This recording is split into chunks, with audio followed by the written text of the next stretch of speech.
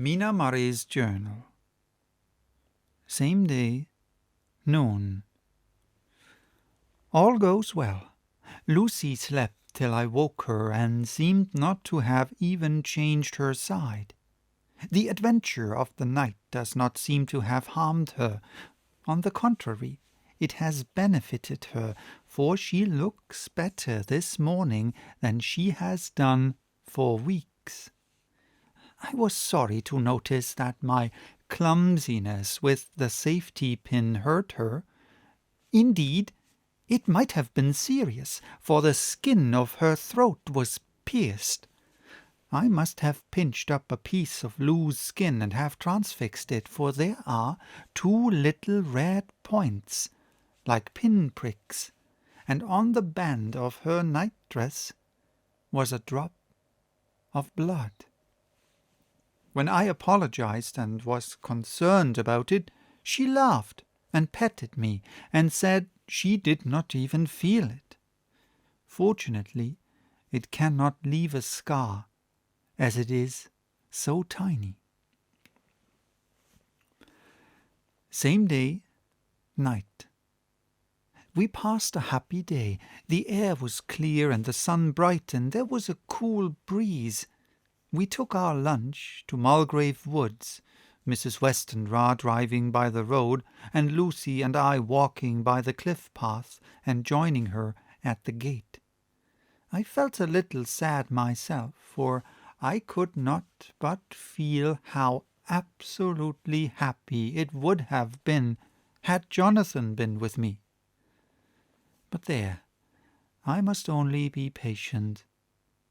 In the evening we strolled in the casino terrace and heard some good music by Spohr and Mackenzie, and went to bed early. Lucy seems more restful than she has been for some time, and fell asleep at once. I shall lock the door and secure the key the same as before, though I do not expect any trouble tonight. 12th August. My expectations were wrong, for twice during the night I was wakened by Lucy trying to get out. She seemed, even in her sleep, to be a little impatient at finding the door shut, and went back to bed under a sort of protest.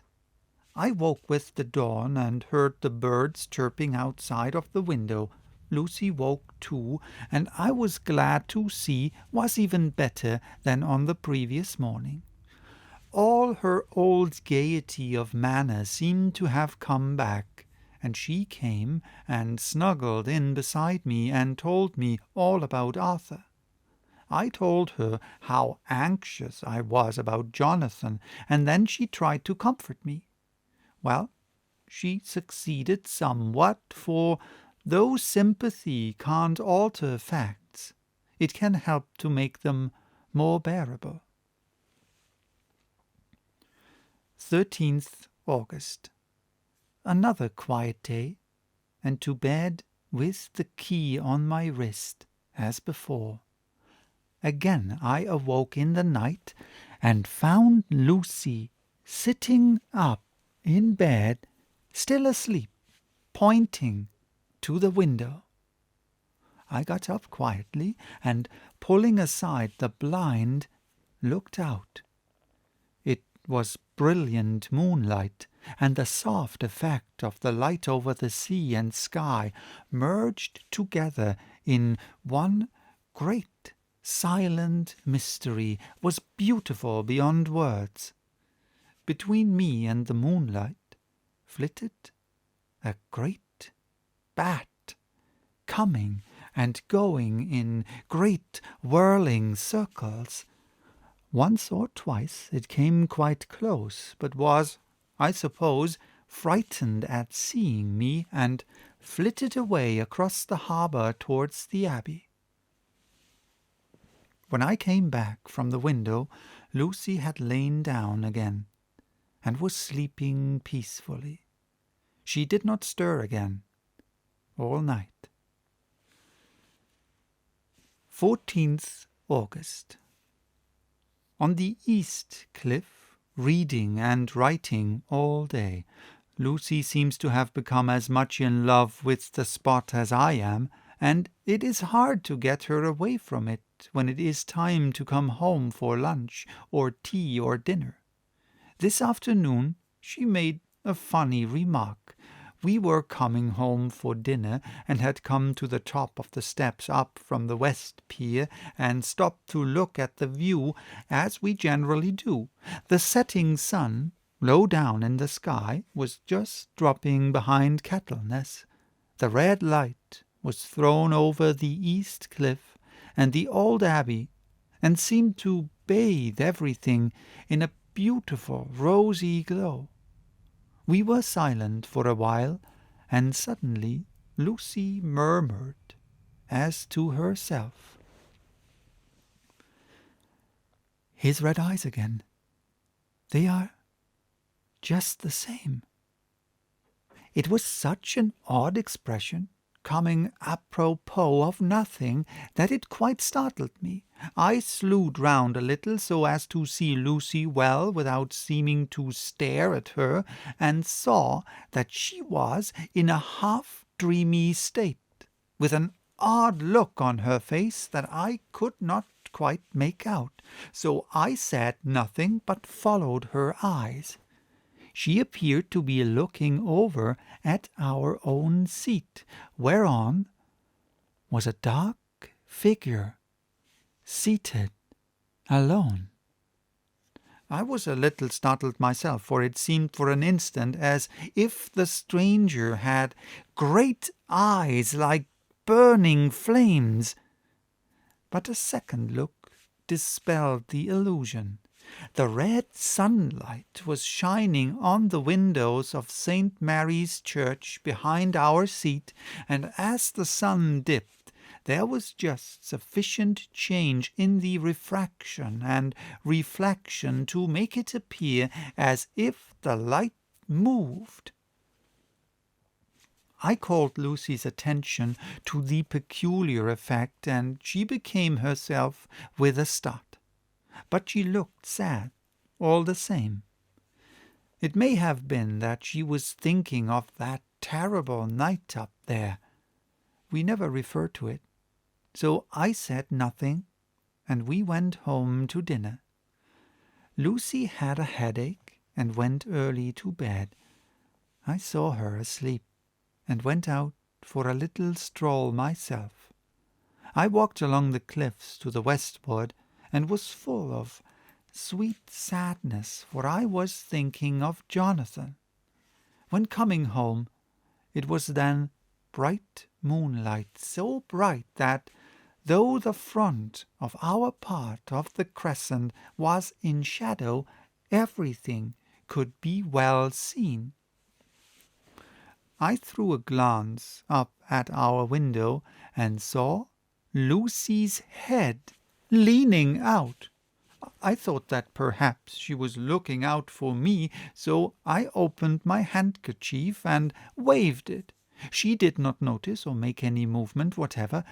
Just then the moonlight crept round an angle of the building, and the light fell on the window.